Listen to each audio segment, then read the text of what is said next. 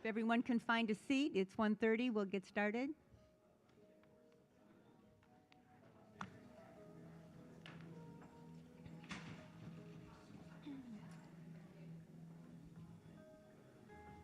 All right, this is the Space Coast Transportation Planning Organization Plan Governing Board. We'll call this meeting to order Thursday, July 10th, 2025. Please stand and say the pledge with me. I pledge allegiance to the flag of the United States of America and to the republic for which it stands, one nation, under God, indivisible, with liberty and justice for all. Thank you very much. Zoe, would you call the roll, please, for a quorum? Yes, ma'am. Okay. Atkinson. Here.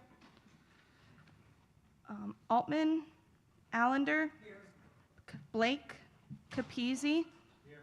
Cole. Connors. Here. Delaney. Here. Feltner. Forrester. Here. Foy. Here. Goodson. Hammer. Present. Hanley. Here. Jaffe. Johnson. Kennedy. Smith. Young. Here. All right. 1, 2.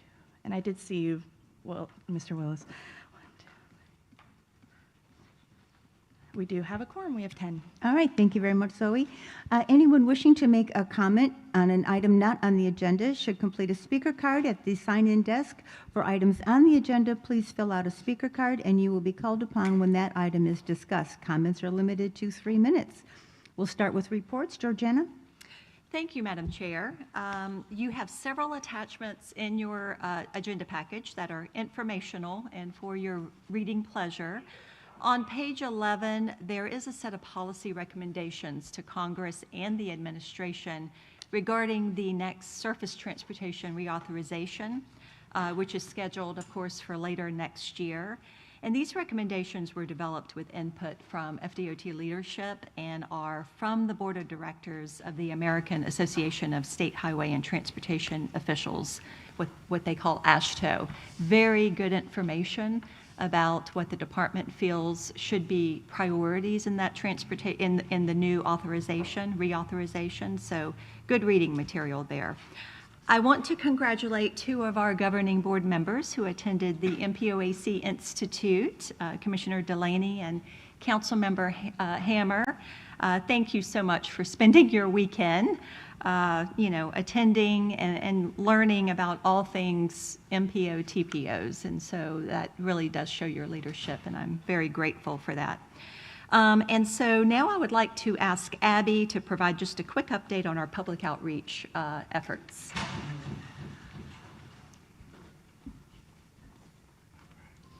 Good afternoon. My name is Abby Hemingway, and I'm the Public Information and Outreach Manager for the Space Coast CBO. And just buckle in for a minute because this report's just a little bit longer than normal. We didn't get to see you last month, and then we won't see you again until September. So lots of great things to cover. So before we chat about some upcoming public involvement opportunities for July and August, I just wanted to touch on a few wins for our organization and partners in the last few months. So up here on this slide, you'll see in May, in celebration of Bike Month, the TPO hosted a helmet fit training session led by Regional Coordinator Shelby Villatoro, and we now have 15 new certified helmet fitters in Brevard County here, 3 of which include our staff members. So this hands-on training really equipped participants with the knowledge and skills needed to ensure proper helmet fit and promote bicycle safety in our community. Also want to give a shout out to Councilmember Hanley, who also joined us for that fitting as well. Also in May, the TPO and Brevard Public Schools celebrated National Bike and Roll to School Day. We had 12 enthusiastic communities participate in rolling events, and just really a huge round of applause goes out to our law enforcement agencies who rode alongside students, kept intersections safe, and spirits high. So we really appreciate them. And then last, in June, our community engagement coordinator Leah Nepo joined Best Foot Forward sign waving event at Port Malabar Boulevard Northeast and Veterans Memorial Park in Palm Bay to promote pedestrian safety. This crosswalk where they wave signs currently only has a 12% driver yield rate, and events like this really raise awareness, encourage safer driver behavior, and help reduce traffic crashes and fatalities. So shout out to the Palm Bay community and the partners there. We have some in the room today from the city who participated in this event, and many communities now are working with Best Foot Forward forward to raise awareness about pedestrian safety. Also in June, Georgiana was honored to be the guest speaker at the West Melbourne Business Association's After Hours event, where she shared how the TPO is planning for a safer, smarter, and more connected transportation future across Brevard. Last month, we also kicked off a 2-part Aging Road User Traffic Safety series in the city of Cape Canaveral with some really powerful conversations. Leah led the first session, Roll Right, Stroll Right, focused on helping older adults stay safe and confident, whether they're walking, biking, or driving. And we'll be hosting the second session in August. Coming back to the board, we've talked a lot about communication and collaboration with our FDOT partners. So recognizing that it really takes a village to share major project efforts and announcements, we're continuing to support our partners by posting relevant information on our channels to have a larger reach. So here's just a snapshot of some of our shared posts highlighting completed projects and upcoming resurfacings. In addition to some of our trending social topics throughout summer, and our partner shares, of course, our community engagement coordinator is continuing to create some designated safety campaigns to raise awareness about trending safety topics. So here's a snapshot of what we covered in May and June. And of special note, we had some really incredible news coverage lately highlighting the TPO's Vision Zero efforts, which really reflects that we're trying to raise awareness about the importance of saving lives on our roadways. And I always want to give credit where credit's due. Here's some more community partner shout outs when it comes to traffic and transportation safety. So up in the left-hand corner, a huge shout out to the City of Melbourne for their latest pedestrian safety upgrade on University Boulevard at Bruce D. Bugg Street. The improvements includes a raised mid-block crosswalk, an RRFB, an 8-foot wide median for pedestrian refuge, and an access road realignment to reduce conflict points. Many students use this crossing, so this was great to see in the community. In the upper right-hand corner, that's Satellite Beach PD. They pulled out all the stops to celebrate Bike and Roll to School Day at Surfside Elementary, including a helmet fit event. Below that, Indian Harbor Beach PD partnered with Operation Best Foot Forward once again to raise awareness about pedestrian safety. Down in the middle there, that's Titusville PD. They gifted a bicycle and fit a free helmet to an Oak Park student in need who will now use this bicycle as their main source of transportation to and from school. And lastly, there in the corner, that's Melbourne Beach PD getting stealthy and creative with their social media efforts to highlight their speeding enforcement campaign. So our law enforcement agencies are doing incredible things, and we're so appreciative that they continue to keep safety top of mind for our citizens. Moving on, every June, we host our open house in conjunction with the public comment period of the draft list of project priorities in the Transportation Improvement Program that you're going to hear about here shortly. And this year's open house, the theme was Investing in Tomorrow's Transportation Together. It focused on how planning for today and assessing our funding today sets us up for success in the future. We had more than 50 attendees join us in person in the evening, which is a huge win when it comes to public information. They engaged in hands-on activities, and we had some really meaningful one-on-one conversations. We also had some very thoughtful public comments that we received not only in person, but also via email and online. And so we were really happy with the engagement that we had at this open house. We also promoted it on social media, community calendars, and had some local news coverage by the Mayfield Minute, Florida Today, and Viera Voice, which really showcased community interest. So we want to thank our governing board members and our committee members that attended in support of that event.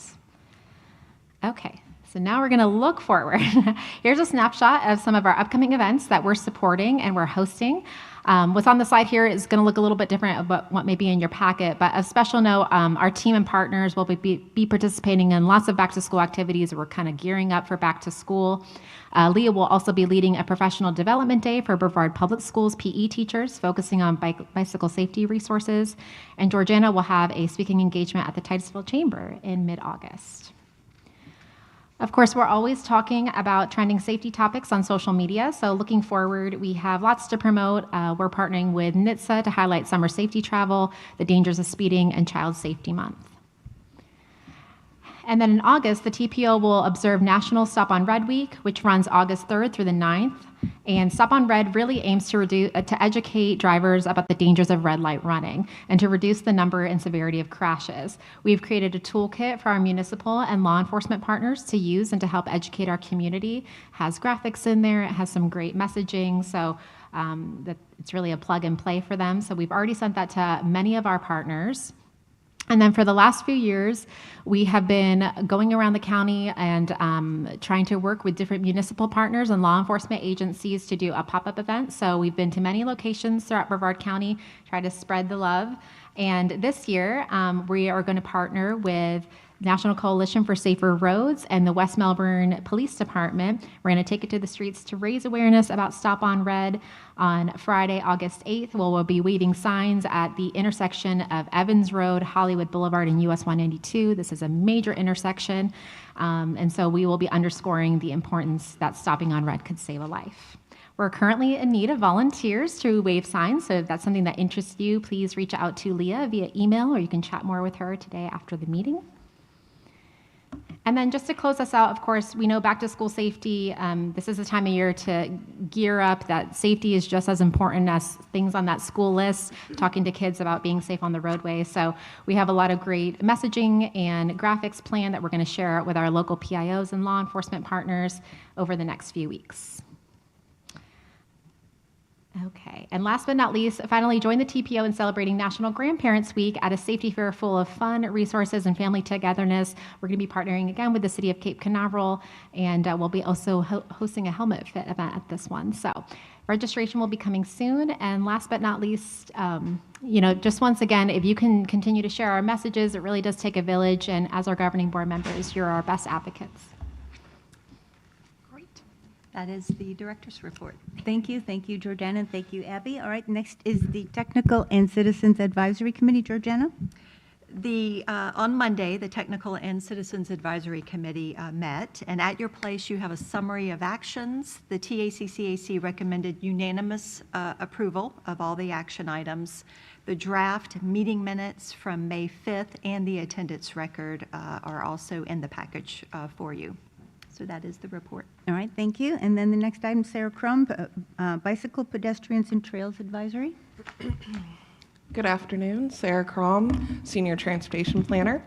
So the BPAC met on June 30th, and they approved their previous meeting minutes, received presentations on the draft list of project priorities, which they recommended approval, the draft Advanced 2050 Long Range Transportation Plan, and then the Vision Zero Annual Report.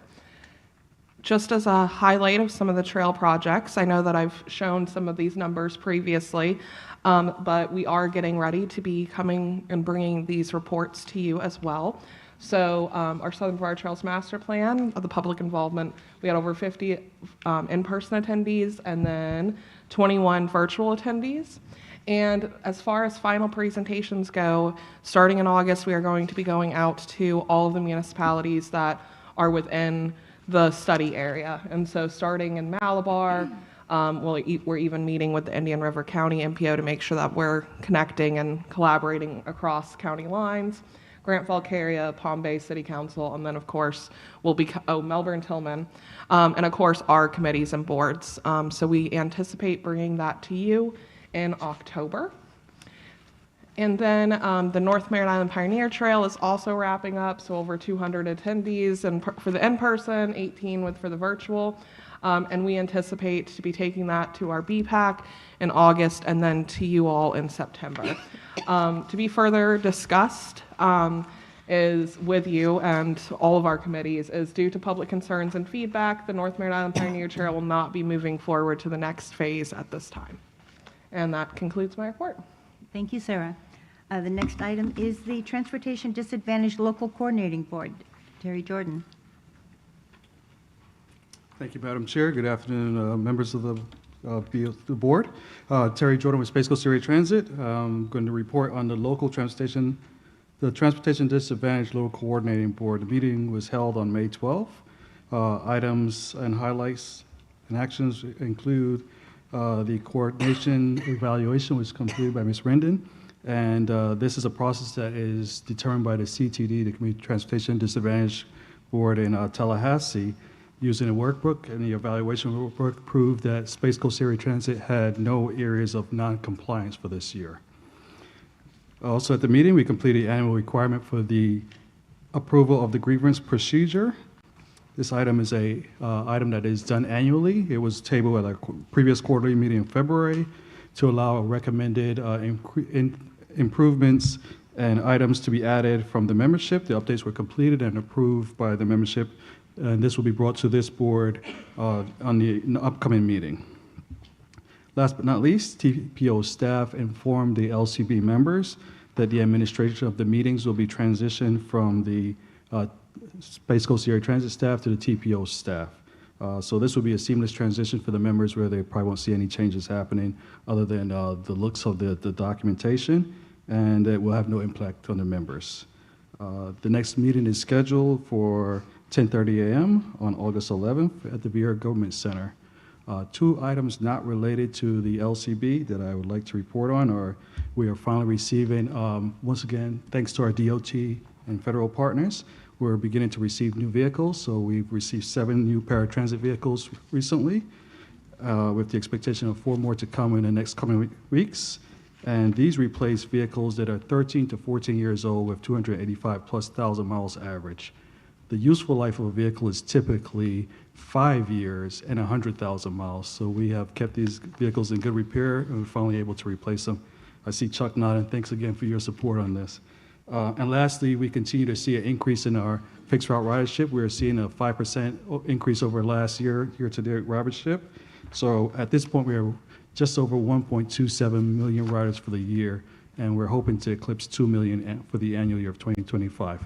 And that completes my report, Madam Chair. Thank you. Thank you, Mr. Jordan. Thank Nice you. job. Thank you. All right, Florida Department of Transportation, Chuck Coppernoll.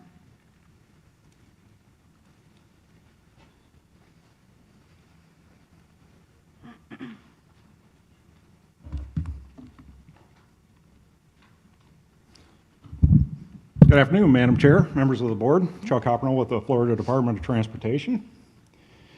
So first I'd like to bring up is I have some project highlights to share. The highly anticipated Ellis Road Clearing and Grouting Project will begin next week on Tuesday, July 15th, with an expected completion at the end of this year. A list of these other 5 projects, these have been completed since our last meeting in May, and also included in your agenda packet is, of course, the latest construction report, giving you more information on other projects. So if you have any specific questions on specific projects, I can see you after the meeting. Okay, the Central Florida Safety Summit.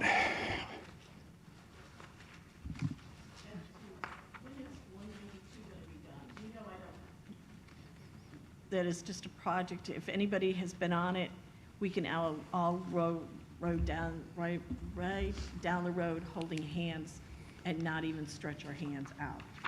So I don't know who decided to do that, but it's still dangerous. And yes, I will be complaining about that till the day, the day you go back to being reasonable about that road.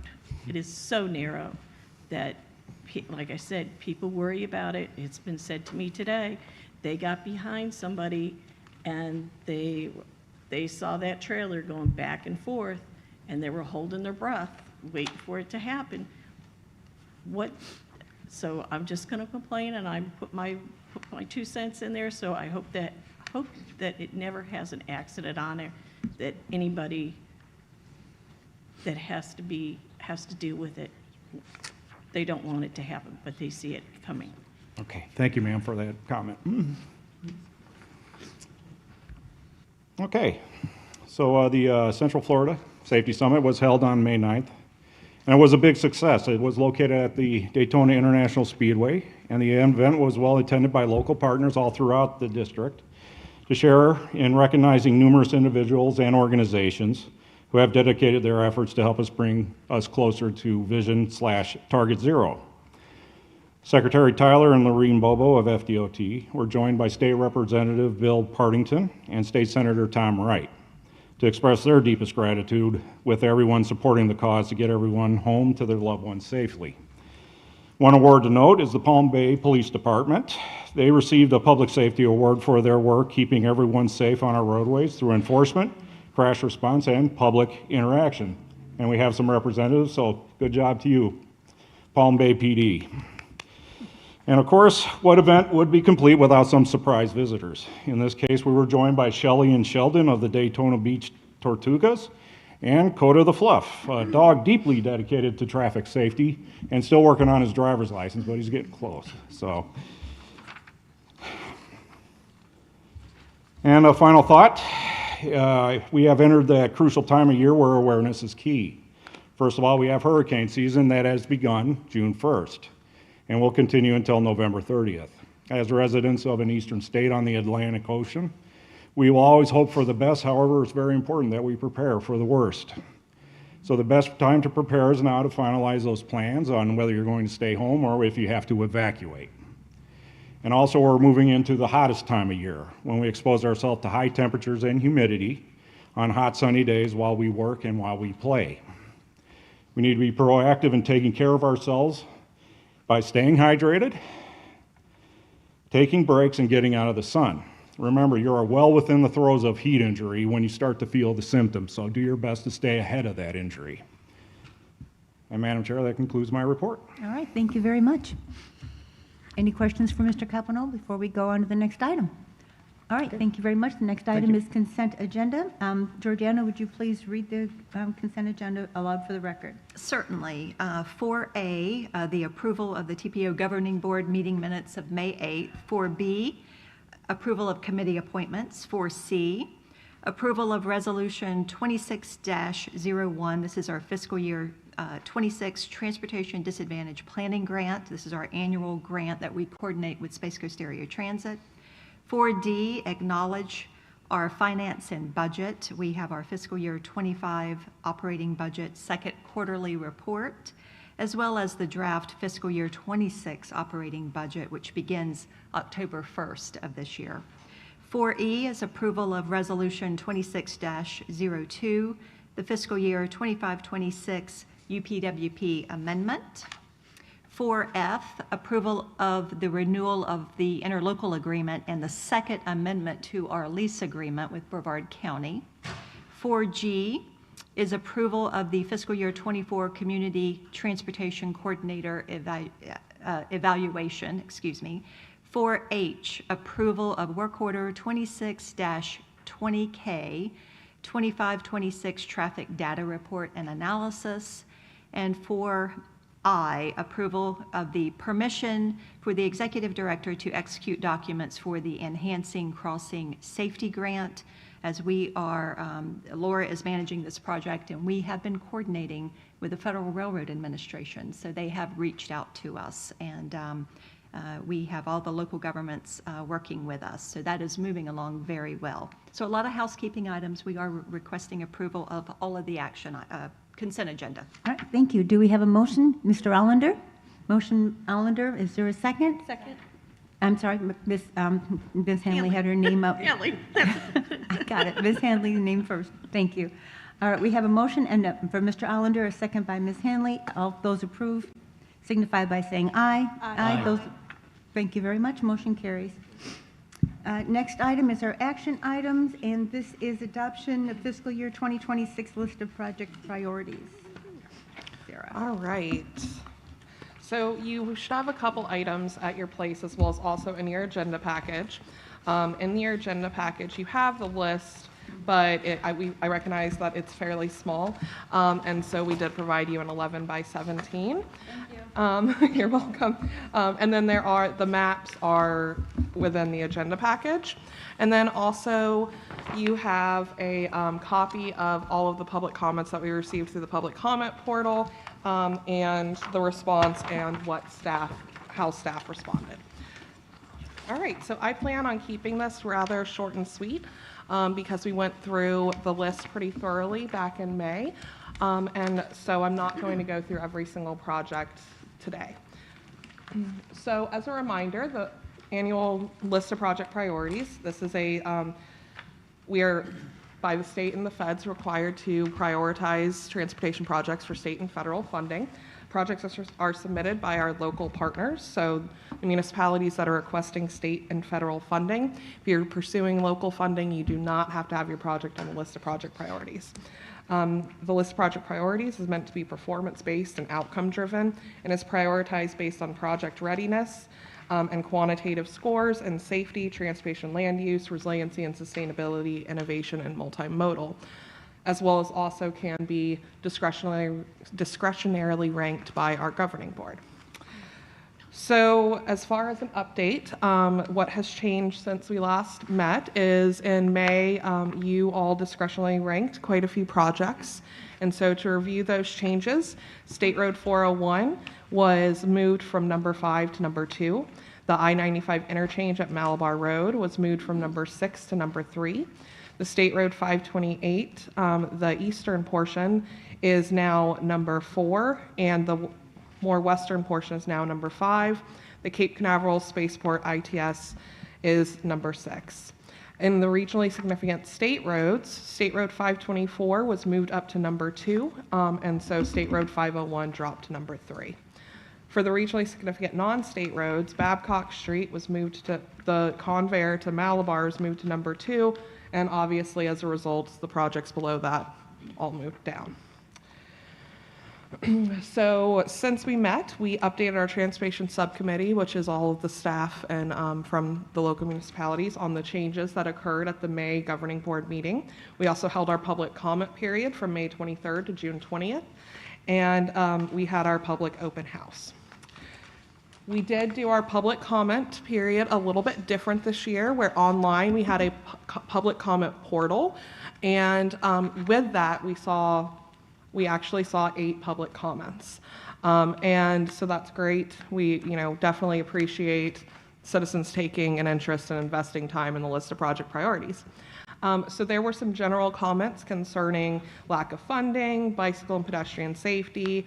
There were some specific intersections that they were asking about, which I've passed along to the relevant agencies. And then there was comments regarding maintenance and other items that were not relevant to transportation planning or the list of project priorities. So as far as the public comments go, there was support in the Cocoa multimodal station, support in the need to widen State Road 401, support in the improvements at I-95 and Malabar Road interchange, and also State Road 528 widening. And so those were the CIS lists, and then the rest of the list, there was support in the need to widen State Road 524, concerns regarding the rapid growth in Palm Bay and the need to widen Malabar and Babcock, support of the San Felipe and Emerson Drive ITS projects, concerns regarding State Road 520 Causeway, and support in the expansion and widening of St. John's Heritage Parkway. Staff feels that, based on the decisions that you all made back in May, as well as also our priority list, that we are reflecting what we're hearing as the citizens' priorities. And so with that, I would like to request that we adopt the fiscal year 26 list of project priorities. We have a motion from Ms. Delaney, or is that a question? Is that a motion? Motion. Motion Delaney. Is there a second? Second, I'm sorry, Ms. Foy? All right, we have a motion from Ms. Delaney. We have a second by Ms. Foy. All those in favor, please signify by saying aye. Aye. Those opposed, say nay. Motion carries. Thank you. Thank you. All right, go to the next item, and the next item will be a roll call vote. I'm reminding me. I'm just saying it out loud. I'll remind me. Thank you. Thank you, Georgiana. Yes. All right. In May, we discussed the draft Transportation Improvement Program, but today we need to adopt it. And you have this beautiful document here at your place, your very own Transportation Improvement Program. There were no changes to projects since the draft tip that was sent to you and for review. So developing the list of project priorities in the tip is really one of the most important things that this governing board does every year. It really is where the planning meets the money.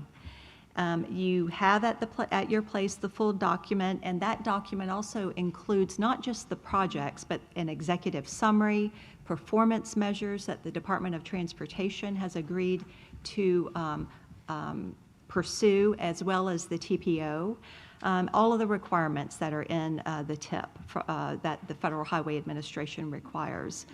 We also have a new TIP tool that our consultant developed, and we'd like to give you a little quick demo at the very end. So just a reminder, the TIP lists, all projects by phase and funding for the next 5 fiscal years. So we're talking about fiscal year 26 through 30. It's not a wish list. It is real funding on projects that is consistent with the DOT's work program. And the projects in the TIP really brings our vision to life. It's consistent with Florida's transportation plan, which is really the state's vision of a transportation across all modes. This is our planning bridge, and as you can see, the tip is at the very end of the bridge. As far as the timeline is concerned, we've worked our way down through the process. The governor approved the tentative work program in January, and from the tentative work program, we developed our transportation improvement program through a download. It went through public review. We held our open house on June the 11th, as Abby mentioned, and we heard from our citizens on all projects. And so now it is ready for final adoption. So what are you approving? 112 projects totaling $1.3 billion. And as we mentioned before, the TIP is split into various categories and modes that we, the TPO, have the ability to arrange this any way we want to. That is something that we can do for the public, whatever makes it easier for the public to go through these projects. The projects, that add capacity to the roadway, there's maintenance and technology-driven projects, and then we have all of our modal agencies as well. Some of the new projects that we talked about is the full funding for the Ellis Road widening. Chuck mentioned the clearing and grubbing that has started that we're so happy about. But this is $92 million within the 5-year work program that's for right-of-way, some of the right-of-way that still remains in construction, even though right-of-way is fully certified. I thought you were happy and doing that. Doing the dance. I mean, if you've been there, if you have to go there at certain hours, it's like, whoa. But you promised to be done by December? The clearing and grubbing. Yes. That I'm not really sure. Hello. We will find out. Hello. What they say now. Hello. Predicated on Mother Nature anyhow. And actually, in the DOT report, Chuck has really developed an excellent timeline. It really says completion date, so we'll take a look at that and see what it I says. got my 192, well, my Melbourne Causeway situation, you guys gave it to me on time, so I'm hoping this will be on time. I'll do the dance out there for you. Thank you, Ms. Hanley. So 6 new resurfacing projects totaling $65 million. 4 new safety and technology-driven projects totaling $10.9 million. And many more projects, but those were the new ones that were in the TIP. So the TIP's been open for public comment for 30 days, but of course, we accept, bless you, we accept, all comments before and after that period and make sure that we do address them. At your place, Sarah mentioned the project priority public comments, but the TIP portal, citizens were also able to go into the TIP portal and put in public comments as well. And here are just a few of those public comments. We have answered all of them, but as you can see, a lot of the public comments are, Malabar Road ITS. Folks very much supported that project. We do have full funding on it, and they supported ITS projects in general. Support for the Cocoa Brightline Station, the widening of Babcock Southeast was a big one that we hear about. More emphasis should be placed on improving public transportation and reducing headways, while less emphasis should be placed on car-centric projects. We got several comments related to that. The need to extend Washingtonia Drive was another big one that we hear about a lot, to either Lake Andrew or Pineda. The need for more multimodal options. There was also a comment about the large amount of funding for spaceport in comparison to the capacity projects in our transportation improvement program. So you can look at all of those comments. I think it's important for you all to see what we're hearing and know that we are working on it. And as Sarah mentioned, I think we're we're spot on with a lot of the projects that we have on our priority list. Do you think with the questions that we've had regarding the spaceport, it would be a good idea to have the spaceport people come here and present? I think that is a wonderful idea to have Space Florida. Yes. I think that is a fantastic idea. Okay, We will we'll look set that forward up. to that coming up. Thank Very you. good. Motion. I'll second. It's done. We'll make it happen.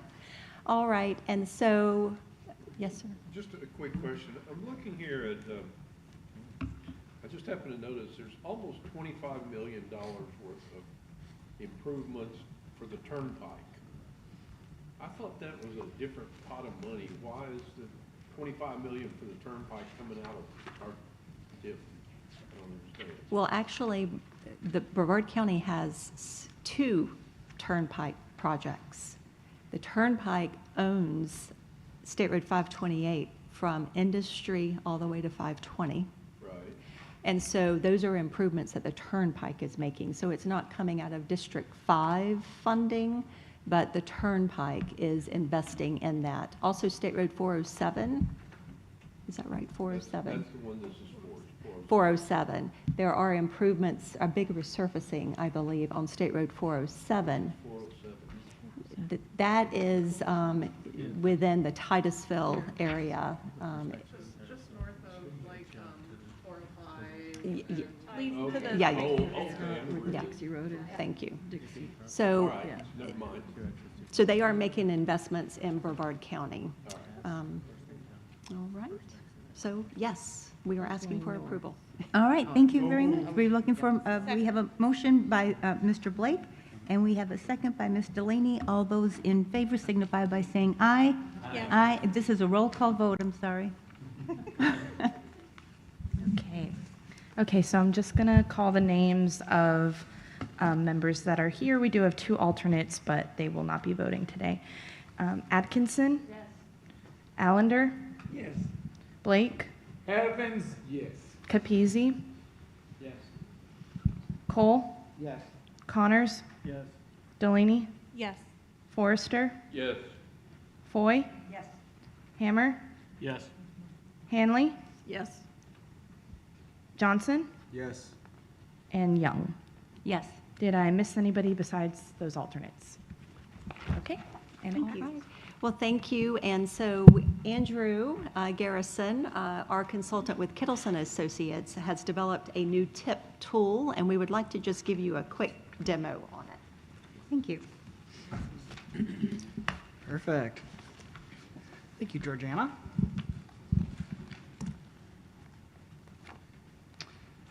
All right, as she said, I'm Andrew Garrison, and I'll provide a quick demonstration of the new TIP application. So the goal of this application is to provide a user-friendly way for citizens and elected officials to quickly access project funding information for the specific projects that they're interested in. So if you go to the TPO website, on the TIP drop-down page, if you scroll down, you'll see this interactive TIP tool dashboard link. If you click on that link, this is what you'll go to.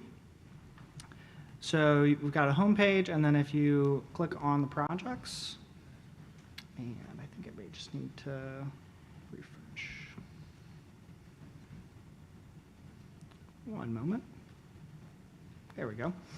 All right, so if you click on any of these projects, you will see the project information that's listed in any of the TIP tables in the actual TIP document. So you've got kind of the basics of where's the project, what kind of project is it, who is it managed by, that sort of thing. And then you also have the funding details. So the phase, where the money's coming from, and how much money is allocated in each fiscal year.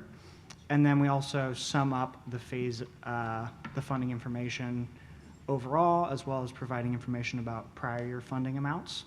And then there is also a map for projects that are actually assigned to a specific location, so you can see exactly where that project is.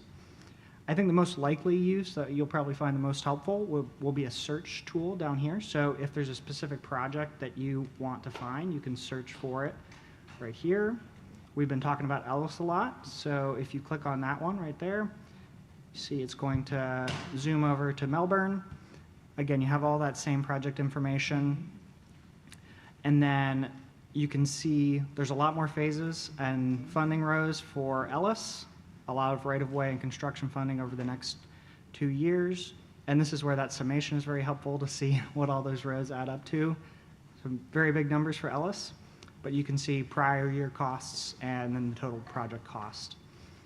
You are also able to filter here as well if you wanted to search by type of project or something like that. We also do have the same summation chart that's in the TIP document, so you can see how that money is being spent throughout the whole TIP document, 100 million or so for highway and bridge capacity projects and so on. And then I think the last final thing to note is one important thing to keep in mind about the TIP document is that over the summer, we actually have 2 TIP documents active at the same time. That's just kind of a quirk of state and federal fiscal years being different. And so we've needed to have a drop-down option for you to select potentially 2 different TIP documents. I think most users are probably going to be interested in the one that is most current. So I would suggest just kind of selecting to that in most cases. But if you ever are getting in and you're not finding the project you think should be there, make sure to check if you're in the wrong fiscal year.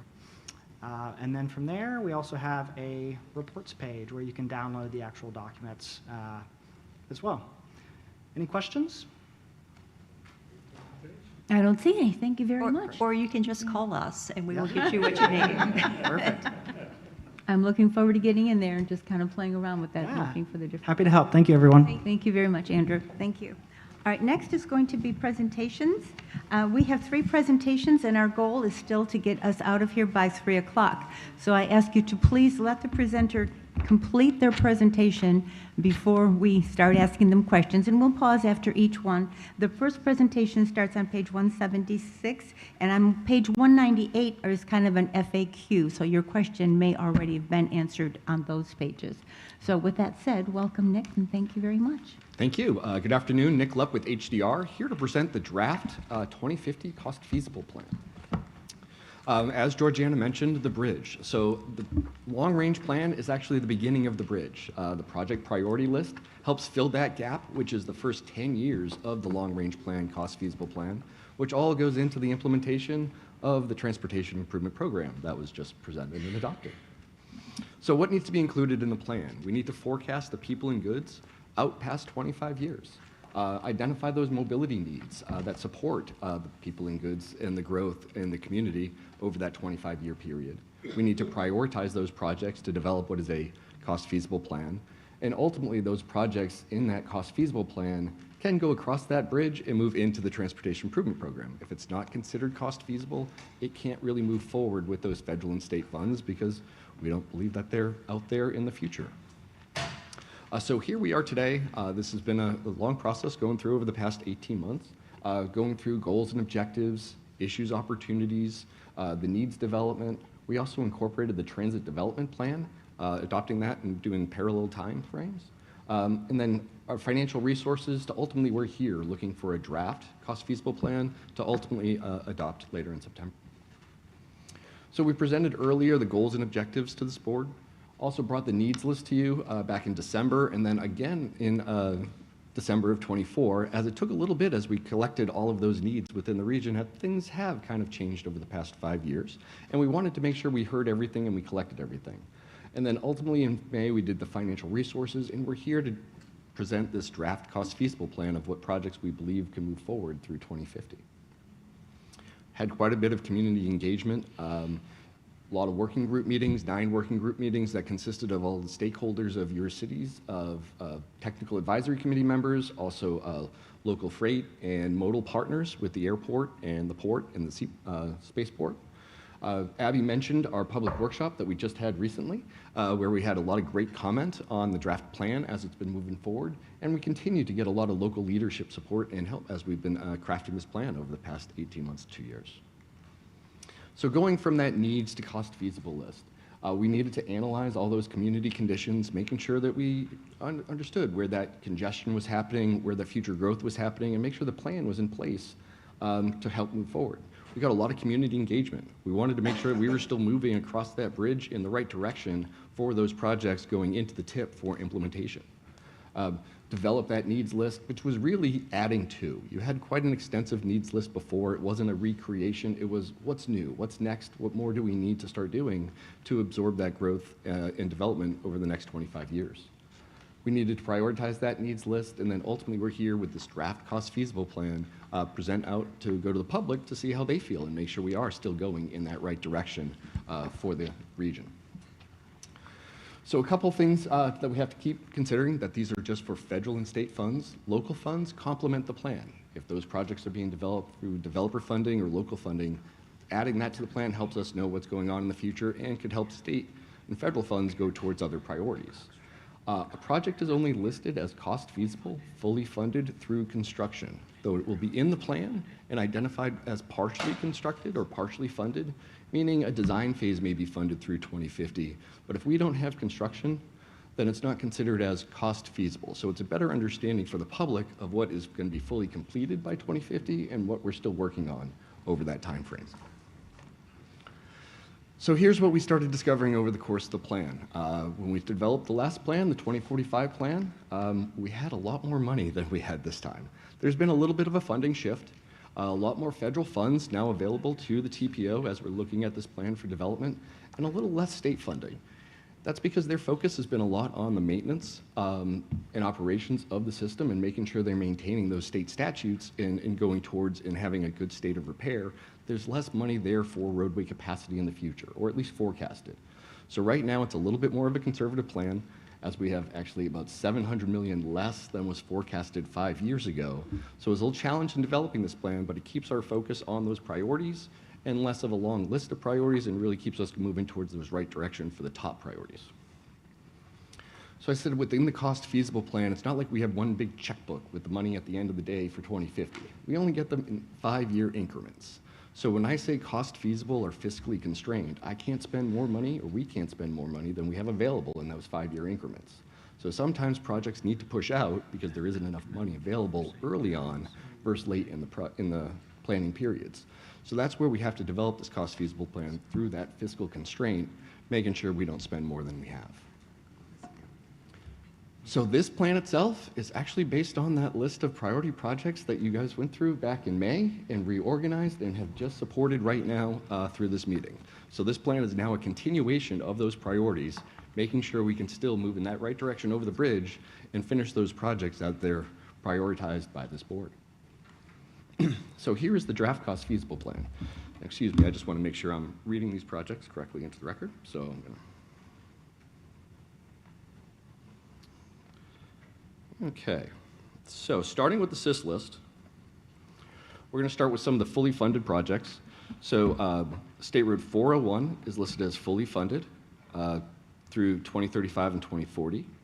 I-95 is also listed as fully funded, but actually through 2031 and 2035. 528, both segments are listed as fully funded, but not until the 2035 and 2040 time period. Next, we have some partially funded projects like the Cocoa and Wealthy Middle Station, which is the top. It's on the list, looking for other grant funds, so it's not taking away from those other SIST funds, but it is just partially funded in the plan. Again, also projects that are partially funded, the I-95 segments, going down from Malabar, 518, the Wickham, all partially funded. State Road 404 and Pineda Causeway has a PD&E that is listed as partially funded within the SIS plan, and also State Road 50. Now, these are all part of the state strategic intermodal system plans, and we adopt that by reference, supporting that state's plan that's developed in central office.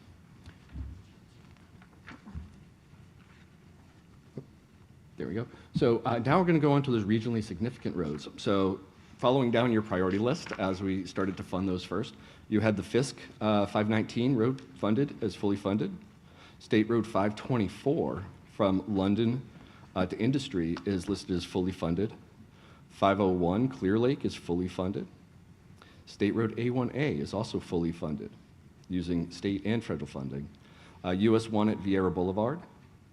And then State Road 518 on Galley is fully funded.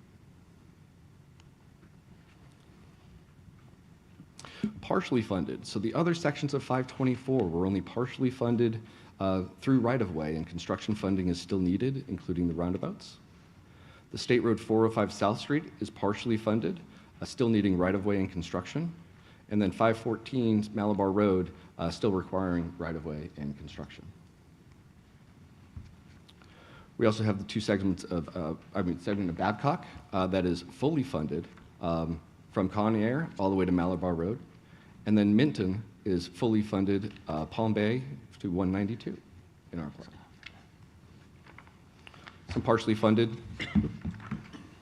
So then the other sections of Malabar and Babcock Road became partially funded based on the funding that we had available, still requiring some construction funds and some right-of-way needed on Babcock. And then we were able to get the PD&E for Washingtonia extension. As Georgiana mentioned, that was an important project coming out of the TIP comments. And then Norfolk Parkway is included in there since the study is ongoing, just to anticipate what's going to come after the study and to move that forward and be consistent with the plan. We also have those developer-funded projects to make sure we're complementing the plan and they're not left out, to understand that traffic flow. So Spyglass Hill Extension, Stadium Parkway, and Williamson Boulevard are all part of the development-funded projects that should be in place by the horizon of 2050. And then we have some other projects that are seeking additional separate state funds, not really eligible for federal funds. Those would be Hollywood and Wickham, looking for some of those state grants to help support the construction and finish off. And we have those in there for planning consistency moving forward if those funds become available. And then also, so included in the plan, though it was not just doom and gloom of $700 million left, we wanted to make sure that we still had some opportunity to advance some of those smaller projects. So we boxed some funds using the federal transportation alternative funds that come to the TPO. We've set those aside to help advance those complete street and Vision Zero efforts that are going on underway for the TPO and can be there for the call for projects for annual prioritization within that list of projects, that comes forward to you every year if there are those opportunities. Also for some complete street and Vision Zero, say if there's a smaller project and you wanted it goes with. This gives those opportunities for those box funds for the TPO and the board to decide to add those additional funds maybe to a project to help support some of those efforts. There's not enough for a complete project, but there's enough to help support a project that's already in the TIP and kind of moving forward where you can do some enhancements. So we did that for the Intelligent Transportation Systems Master Plan, the Vision Zero Master Plan, and really to help implement this plan and some smaller projects within complete streets. And we're also looking for those Sun Trail programs to help advance the trails list within the region. Also included are the transit projects. As I mentioned, we did the transit development plan in parallel of the long-range plan to make sure that we were looking at those projects in the same horizon year for planning purposes. So within that, we also have the transfer center, and then also the operations and maintenance for Space Coast Area Transit. So here's a couple common questions that we get. Can a project be moved up? Right now, if it's funded in, say, 2045, 2050, how can we move it up? Well, we would need additional funding in one of those previous 5-year blocks because there isn't enough money in that period, so that project had to either move out to an outer year or wasn't able to be funded at all. Who's responsible for programming? Ultimately, it's the Department of Transportation. The Space Coast TPO provides that priority list, which goes into the work program development, that then comes over back to you all for adoption into the Transportation Improvement Program. So the list of priority projects is really that mechanism to help get those projects into the Transportation Improvement Program and have DOT program. What if more funding becomes available? Well, great, I hope so. Then we can start moving these projects forward, even if not faster, or add a couple of those needs that we were not able to fund. Where is my project if I don't see it on the draft cost feasible list? Could be part of those $1 billion of needs that we were unable to fund with state and federal funding. Doesn't mean it's not a priority. It's just not funding that we have available for state and federal funds to make that project into this list. It could be in a local list or something else if it's a sooner priority. And then how is public input considered? We've had extensive public input throughout the 18 months through the workshops, and actually through you all has helped craft that priority list that helped develop this draft cost feasible plan, supporting the direction of the board and then the public of moving in that right direction over the bridge, hopefully getting these projects for implementation into the TIP. And with that, I'll pause and see if there are any other questions. Mr. Forrester. showing some numbers like projects that are fully funded for the 2030 to 35 timeframe. How is that, where is that money? That money's not in the bank. If it's in the bank, why don't we do it now? That's And if it's not in the bank, how can you call it fully funded? Because you just showed us a slide that showed that they cut $750 million out of the funding. So figure me that one out. So we are anticipating that based on the revenues that we believe are available through every year through the update of the state budget and then the transportation infrastructure bill as that will be updated, they have forecasted what funds come out. Now they are less than what was probably before. So every couple of years the state does a revenue forecast because for transportation planning we need to make sure that we have aligned these projects and phases out past just the 5 years of the transportation improvement program because they take 20 to 25 years to get done. So though we know the money's not in the bank, it's reasonably expected that it will be there.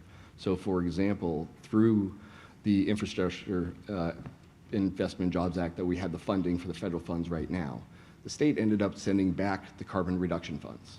So we did not include those in this plan because those funds we don't believe will be reasonably there in 5 years. So we didn't overestimate the funding available. We actually were very conservative. So this draft cost feasible list is very conservative with the funds that we believe will be out there 5 years, 10, 15 years from now, but can still move these projects forward to make sure that as we fund, say, the design phase and the tip, that funding will be there in a couple of years to make sure that you have the construction or the right-of-way down the road. So it's not in the bank, it's not programmed, but it's planned. So we plan on having that funding. Mr. Capizzi. Hi. Unfortunately, I wasn't able to be here for the fun meeting in May. I would love to join in the yelling match. But there's not a whole lot of stuff in here for Cocoa Beach, obviously. But I wanted to put something on everybody's radar. Is Cocoa Beach is between First Street South and the pier is probably arguably one of the most pedestrian traveled roads in all of the state and probably the most pedestrian traveled road in Brevard County. We have a serious issue. We have a lot of people traveling that road and very small 3-foot bike paths and probably 4-foot sidewalks. My concern is we need to widen our bike paths and our sidewalks.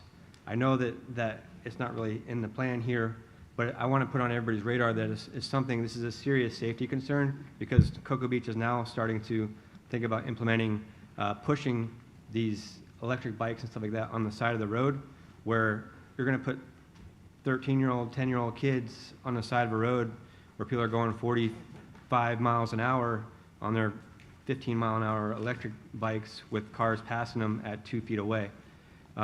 What I would like to see everybody to consider in the future is putting funding aside for widening the bike paths in Cocoa Beach from First Street south to the pier and possibly widening the sidewalks. I'd like to see about 8 feet for safety and curbing on A1A to keep it to where we can edge those curbs because the 3-foot bike paths on the side of the road are now 1.5 feet, 2 feet because the grass grows up through it and past it. We have no curbing to be able to edge to try to keep that out. So I would like everybody to try to think about supporting funding for bicycle safety and pedestrian safety in Cocoa Beach moving in the future. Just to, if I can answer some of that. So as part of this plan, we did develop that mechanism for those smaller projects. So probably not the whole length of the segment, but if you do have some of those spot improvements, that's where you can, and your staff could help bring those to the TPO as this call for projects of, we have a safety problem here, and if it's a project that's developed, then it can start moving in. But knowing we do identify that as a need, and we've developed these mechanisms to help support those smaller projects, just like that A1A on the north side, which was $70 million. This is an few easier bites to tackle. Thank you. Yes, Mr. Cole, and then Mr. Hammer. Yes, you said you get money in 5-year increments. when you do your construction cost estimates, I'm sure you add contingencies in there. But in the event, which we all know, we all have cost overruns, if that cost overrun helps that 5-year amount of money that you have exceed, it just drops down into the next 5-year increment. You're not in the military anymore. I thought I was. I said you mentioned you get monies in a 5-year increment, and the projects within that increment, I'm sure when you do the cost estimates, you have contingencies in there. But let's just say, and we know all projects end up having cost overruns. If we have a project that's in the bottom of that list, when the money's run out, is that money transferred to the next 5 years, or additional monies requested so that all the projects could be done during that 5-year increment? So it is assumed that the money then will transfer, if it's not spent within that 5-year block, it goes to the next 5 years to help support other projects. So in... You missed my question. Oh. My question was, in the 5-year that we have in there, if we exceed that budget and we get down to the last project, that project drops down into the next year, or do we request additional funding? It drops into the next year because we have exceeded the funding available, so we did not meet fiscal constraint. Yeah, I mean, that's how we develop the plan. So in some cases, as the plan is being developed, we may have a residual $5 million in that 5-year block that we transfer to the next 5 years to make sure we have enough to finish those next phases in the 5 years. So you try to exhaust as much as possible and play with as much as possible so you don't leave money on the table, but at the same time we do use inflation factors and contingencies to make sure that we are having a very conservative cost feasible plan that we believe we can implement, because it's not great to have 100 projects on there and we can't get any of them done. Mr. Hammer. As of right now, we currently have legislation for gross vehicle weight being raised up to 91,000 pounds, and this is something Chuck might know a little bit more about. We don't have a lot of our bridges that can accommodate for that weight. Is that funding going to come with it, do you think, or is that something that's going to tear into our priorities? Because I would think a bridge being able to hold what we're putting on it is going to be more important. The way the current funding mechanisms are and the way the long-range plan is, so those bridge replacements and repairs come out of a separate pot of money for maintenance and operations. So a lot of those, the funding that I guess you would say used to go into the capacity, the department is left aside in reserve more for maintaining the system itself for the pavement and bridges. But that is not considered part of the capacity funds that we use in developing this long-range plan. That's a different set of funding. Okay, thank you. Nick, I was thinking, so whether it's a local bridge or a state bridge, if it does not have the ability to accept that capacity, that size of a vehicle, then I guess the department would have to post it. They would have to put a posting saying, you cannot drive over this bridge because it can't handle it. I believe so. I'll have to either look that or yeah. replace it, Yeah. Which typically that wouldn't happen until they actually had the funding to be able to do it. So that could change travel Exactly. patterns, but yes. If we know from the past, things like that don't come until it's already done, it's damage. That's right. So it's usually retro that you see things happen and we pay the price and then the funding starts coming through. But Thank you. I was just hoping it's nothing that gets taken away from this, because it really does look, and I want to say thank you. This is amazing. Thank you for everything you put through. It's definitely got a lot into it, and even the people that don't understand it, so thank you. Thank you, Mr. Hammer. Ms. Delaney, Commissioner Delaney. Thank you so much for your presentation. It was great. I was just curious about if, and of course I don't need exact numbers, but roundabout how many people were coming to the public participation events? Oh. Between 15 to 25, I would say, depending on, I know the one down in Palm Bay for the mini one was quite larger, but we had a lot of attendees during the open houses, and those were kind of the accumulation of those, especially because we had the TIP, the list of priority projects, and the long-range plan, so it kind of showed all those core products. Thank you. Okay, thank you. Any other comments before we go to the next presentation? All right, thank you very, very much, Mr. Lepp. That was I just have a few more slides, if you don't mind. I just so some of our next steps, we do have a public comment period. going on right now. Also, we have our virtual public event, which is on July 31st, where you get to hear a little bit more about the whole long-range plan, so please attend. And then our adoption is in September. I didn't forget this time.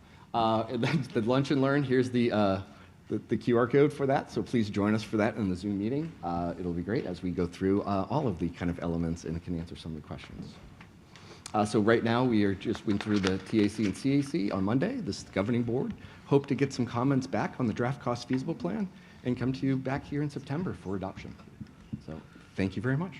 Thank you. All right, next presentation is Joseph Fontanelli, and this is State Road 405 Corridor Study Update. Madam Chair, Board, thank you for the time. Thank you. As mentioned, my name is Joseph Fontanelli. I'm the Project Development Supervisor for the PD&E and Planning Group for FDOT District 5. I have two presentations for you. The first one is to give an update in preparation for a public meeting for the improvements of State Road 405 planning study. So we looked at the LRTP, the planning. So that starts with this process where we plan these projects to look at future improvements and, the cost of those improvements. So a couple of things. We'll go over the project overview, near-term improvements that we could look at, long-term improvements, the next step in our open house, which is July 30th. So like everything we do here at FDOT Community, as a part of our visioning team, our PVT, as mentioned, included Space Coast TPO, City of Titusville, of course FDOT, Space Coast Area Transit, Police Department, School Board, to name a few. We had an opportunity to have these meetings in person at our Ops Center, and Mary, I saw you there as well, so thank you. And then the Police Department was there, so we had an opportunity to discuss, garner community support or involvement, and ask questions on what they want to see in this corridor. So we started this with looking at traffic data. It all started with empirical data, looking at traffic data, not just for today, but trying to project that data in the future. We had a project visioning team number one, where we started looking at the problems that were inherent to the area, the perceived problems, and what we can do to improve them. We then looked at those problems, looked at the input from the community, and began developing alternatives, which we then presented at the project visioning team number two. We did have that in person. We are now again engaging the community to take the Space Coast TPO. We are at the TAC and CAC board on Monday, and again we are here today to present this in preparation for a community open house, which will be July 30th. And then we will have, following that meeting, as we get public support and or comments, to then project and identify those comments to the project visioning team for PVT number 3. This planning study, moving forward, will then lead ourselves, if we look at the ultimate widening, to a PD&E, which we'll talk about here in a second. So this area that we studied started just below State Road 50 and ended at US 1. Ultimately, we were looking at the ability to widen from 2 to 4 lanes and looking at the capacity of the road, starting with our traffic data. In this study, we've also recognized and looked at some interim improvements that we might be able to do along the way, because this process does take time. So as we look at our maintenance resurfacing that was discussed earlier, what other improvements can we partner with our community to help install while this process takes its place? So what were the project goals? Again, we wanted to determine the best way to meet current and future demands, looking at future developments that are planned on coming in, assess the need for roadway widening and look at the environmental and right-of-way impacts that might incur via that widening, look at mobility improvements to include pedestrian and bicycle mobility, understand the impacts of the roadway improvements. That also includes the impacts to the environmental and socioeconomic impacts to the community, and look at the surrounding land use for future growth, that land use being for the upcoming developments. So the process, the planning process, the PD&E process, the design process, right-of-way acquisition process, these all take time. But in the interim, we do look at improving safety in everything that we do. So we have identified a number of different improvements that could or may be installed in our maintenance resurfacing throughout the way. We will present this at our community event. But again, the ultimate goal of this study was to look at the widening from 2 to 4 lanes along this corridor as mentioned. Also, part of getting a cost feasible plan is looking at what is constructible, what is something that we can fund. So we looked at segmenting this area, looking at the traffic data to support that segmentation. So one of the first segments that could maybe be widened first as we then look at adding and looking at other parts of the project would be from State Road 50 to Fox Lake Road. And then, of course, the ultimate widening would be from State Road 50 to Rock Road, which would be the entirety of the two-lane section. Now, you will notice the area in yellow on the left-hand side. That we will improve that area, but it is already widened, and it is already kind of built out in an urban section, so we will have those improvements in the previous slide. But again, for the widening, that is the area identified in the, I guess, pinkish type color. Forgive me if I did not use that color right. So really, as I said, this process takes time. That is just the nature of it. And that time and the effort that we put into planning gives us an accurate idea of what the community wants, what the community needs. Also identifies the financial impacts, the environmental impacts, and with that, we are in the planning process. Now, some of the interim improvements might not require PD&E, but could be incorporated into the resurfacing projects that we might have coming in the future. We will work with our scoping team after our community event to see what improvements may be needed or wanted. The next step, if we go to widening, because of the environmental and right-of-way impacts, would then be a PD&E study. PD&E, as most of us know, Planning, Development, Environment Study. We will then look at the right-of-way. We'll then kind of have a more comprehensive concept, if you will, to look at the true impacts. But again, that would be further defined in design. And once we really get the idea of where the geotech, what the soil is underneath, the roadway, the right-of-way lines, it would then, if impacted, right-of-way acquisition to construction, complete the project, back to maintenance, and then 20, 30 years from now, we start it all back over again. And that's the nature of the FDOT. So again, we are in the planning process. So this is just a precursor. I don't have the time to walk through the plans, of course, being respectful of everybody's time today, but we do have the community open house on July 30th, where we will be reaching out to the public, taking those comments and reporting out those comments in a public record report. We ask everybody in this room to go there, tell your constituents, tell your community members, tell your neighbors, come out because we'd like to hear their input. This is your corridor, this is where you live, and this is our time for us to talk. Unfortunately, I know we have a short time frame here together, but we will be here afterwards if you want to talk with us and the team. I do have my engineering team here, my project manager here, so we will take your comments if so needed. But again, this is State Road 405. I do have another project, but we'll pause to see if there's any questions. Any questions? Yes. I just have two really quick things and one question. I know that for the south end of this road, I got a lot of feedback that people were upset about the spot medians, and they're upset they don't want road narrowing. So if going forward in the planning, if that can be taken into consideration. And then I was wondering if you knew where and when the July 30th. Oh, Yes, ma'am. It's right Okay. there. Thank So to kind of review your question about the road narrowing, that is exactly the purpose of this meeting. Right. And so we can present that. Unfortunately, I don't have the time to walk through the concepts, which would take, hours in its own right. sure. But we'll be more than happy to talk about it after this and maybe show you at the July 30th And I'd meeting. love to be included in the any further meetings. Absolutely, ma'am. Thank you. And I have my team here. We'll take that notes. Awesome. All right, thank you so much. Any other questions for Mr. Fontanelli? All right, thank you. We'll move on to your next presentation. Thank Trying to you. move fast for you. Okay. All right, so that's my contact information, ma'am. And anybody else, please feel free to reach out to me. I'll give you a second to take that down or take a picture of it. Okay, I'm moving forward. I see people pointing. All right. So my next presentation is a study of the 520 Causeway. What we just talked about was a corridor study, really focusing on capacity improvements, operations for the traveling public as we project the future of the traffic needs. In this case, 520 is what we reference as a vulnerability study. A vulnerability study is intrinsically different because we're looking at the operation of these roadways during adverse weather conditions. If you have driven 520 and understand, as it connects the islands and of course to the beach side, it is inundated with water during our hurricane events as well as other heavy rain events. So moving quickly here, we'll go through the project, potential alternatives and next steps. So as mentioned, a vulnerability study. We did have a project visioning team as we had before, but again, focusing on the operations of this corridor, connecting the islands as we have adverse weather, looking at the action plan, the resilient action plan of the state highway system. We're looking at potential flooding, storm, sea level rises during these events, additional environmental and engineering hazards, improved evacuation and emergency response. Understanding that during these hurricane events, we need to get people off of the vulnerable areas.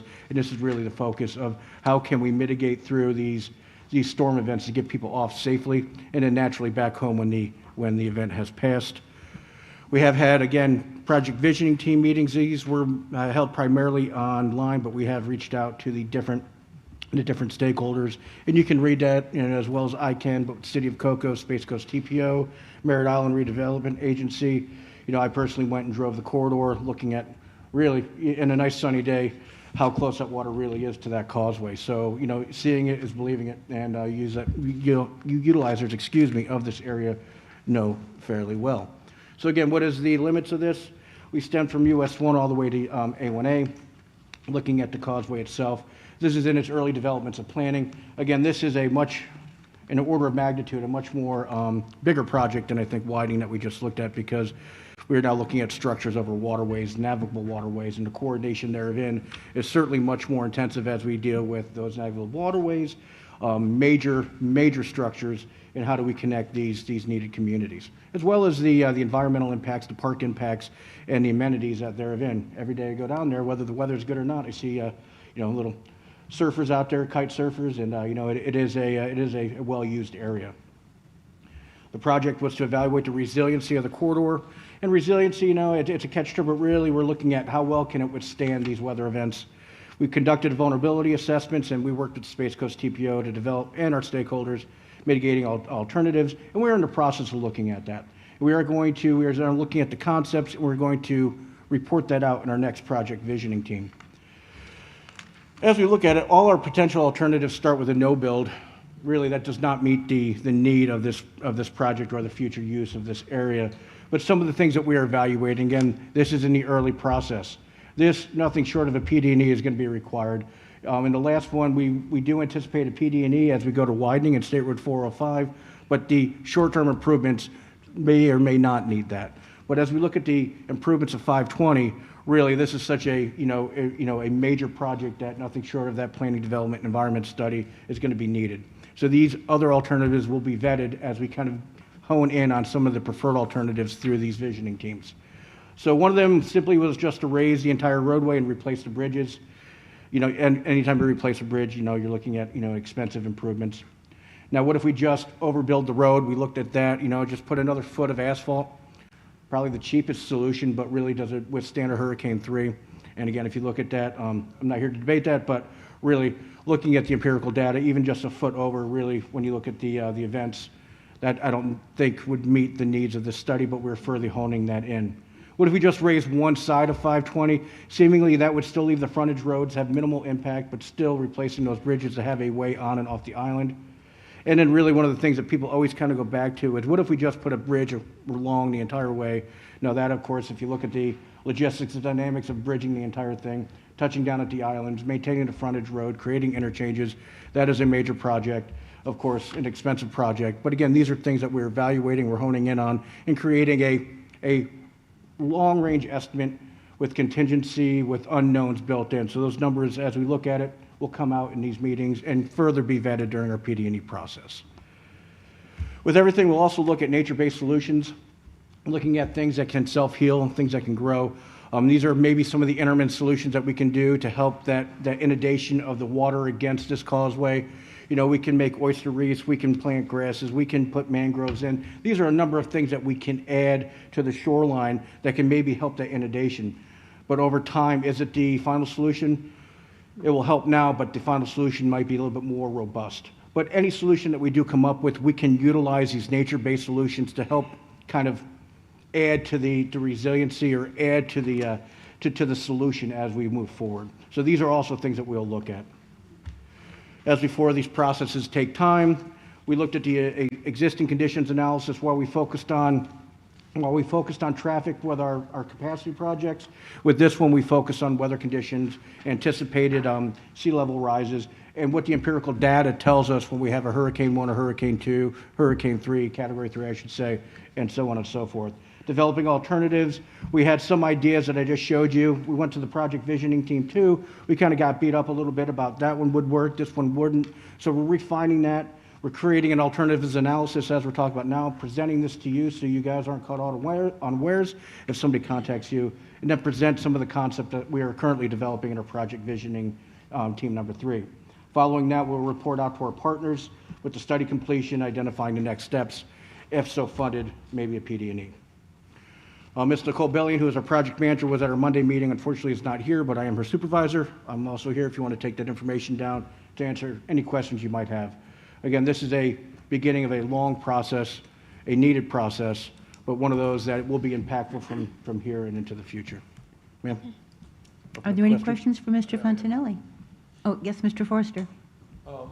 Several years ago, some of you may remember this, there were a number of studies done to incorporate some changes to 520 to improve the water flow and therefore the water quality in the Banana River Lagoon. Yes, sir. I'm aware of that study.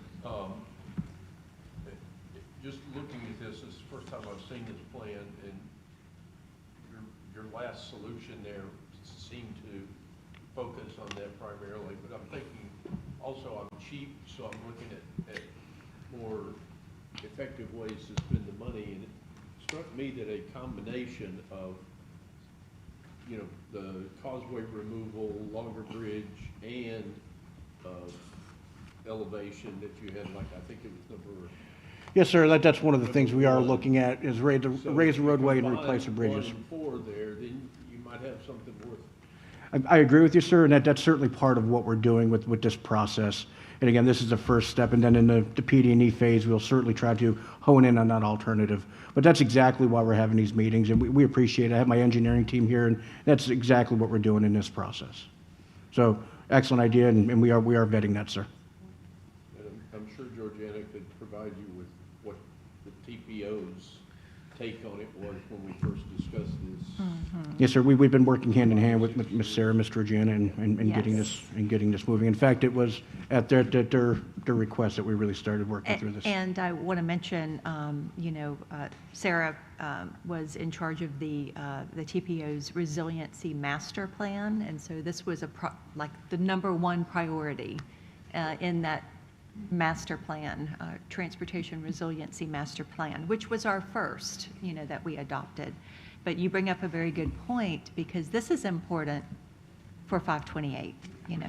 The plan was, and the department agreed to bridge the causeway on 528 when they replaced that bridge over the Banana River. Right. And it was done, and then, if others would be interested in removing the causeway, it would open up the flow if 520 was also opened up. You have to have both. You can't just do 528 and then think that the flow is going to improve if 520 isn't.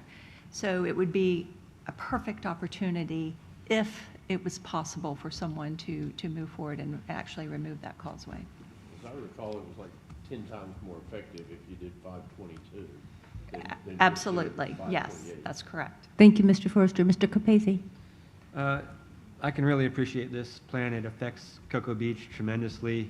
Being a lifelong resident over the last 40 plus years, I've seen every storm come through. I've stayed for every one of them. This absolutely is a priority. Every major storm, especially when we have king tides, that road just in front of the hospital is underwater. So I thank you for that. I agree with you. As far as the removing and doing the bridges, I think even if you didn't do 528, if you look at the proximity of the bridge next to the canals in the downtown region, it would still be tremendously effective, because those canals don't get any flow at all, which is some of the biggest deposits of muck in the entire county, because we don't get flow through there. So I would tell you, if you did widen the bridge area, maybe dig out some of the land, make the bridge bigger, but also add, so you don't have to buy more dirt or whatever, add to just do spot islands would be a lot better. And for Cocoa Beach, it would improve the water quality in the canals tremendously. So even if you don't get 528, if you look at the proximity from that bridge to the islands, it would help a ton. Thank you, sir. And I do have my engineering team here. We're taking your notes down, and we'll evaluate. Thank you, Mr. Hammer. So with my time at FEMA, one of our jobs at FEMA after the hurricane came through and throughout the whole year was to look at empirical data and find things like this, why is FEMA not all over this? Well, we'll work with our partners, and as we get into federal agencies, sir, we have to go through the NEPA documentation, which is where the planning, development, environment comes in. So we're getting in front of it. We'll work with our federal partners as well, but we just can't say help us. We're gonna help ourselves in partnership with the TPO, create those nationally recognized and federally recognized documents, and then we can start working with our partners. So when I was over there, there's a town called Slidell. I lived over there, sir. Yes, sir. Yeah. Slidell's MPO went into an emergency meeting and they declared an emergency for one of their evacuation routes. Why is that not an option? Sir, I can look into that. I don't really have an answer for you on this one, but I'll certainly look into that and work Because with just my that team. slide alone tells me, we're just waiting for disaster. Yes, sir, and we're I'm going to studying back that. up what Mayor said, and I agree with you 100%, and I worked all through that area, I understand. But we're creating that data, so to reach out, it's just, hey, without, not just with a handout, but with that data. yeah. Well, after living here for a while, I know right there where that hospital is, it floods. It can be, just a regular storm, it's underwater. Now, if anything happens in a 10-mile radius, where does everybody go who's hurt? To the flooded area. Yep, I So, agree with you. I I would- hear you, sir. Yes, sir. I would be 100% for following something on declaring an emergency for that area. And noted, sir, and Thank you. we'll exhaust all avenues. Thank you, Mr. Hammer. Ms. Hanley? When was the bridge built originally? Ma'am, I don't have that data, but I can certainly find I it for you. just was curious. I thought maybe you knew that one off the top of your head. I know a lot, but I don't know that one, ma'am. Sorry. 50s or 60s? I think it was the 60s. We're all going in there. We kind of have enough. Yeah, it was in the 60s. Madam Chair, if I may, one of the comments from the Citizens Advisory Committee on Monday was if Sorrel funds could be used as a match for something, which I don't want Virginia to kill me on that. So, but that was something, it really got the attention of some of the TAC and CAC members. So, it's going to be very expensive, and unless it does come from FEMA, which I think that's a fantastic idea, we're going to have to put this project in our long-range plan. So when we finish this corridor study and then it moves into PD&E, we've got to figure out how we get this funded, and it's got to be funded, clearly. But it certainly starts with this planning and Yes. reaching out to you We're all in the first step. and Yep. garnering this information. Thank you, Mr. Hammer? Would some sort of a levee on both sides of the bridge kind of help that at all? I can't speak to that at this point, but I do have my engineering team here. We'll write that down, and we'll look at everything we can, sir. Thank you very much, Mr. Fontanelli. Zoe, were there any public comment cards? I take it not. All right. Our next meeting is September 11th at 1:30. It's right here. Any comments for the good of the order before we adjourn? No? Motion to adjourn. Thank you. Oh, I didn't make the motion. I was looking for one.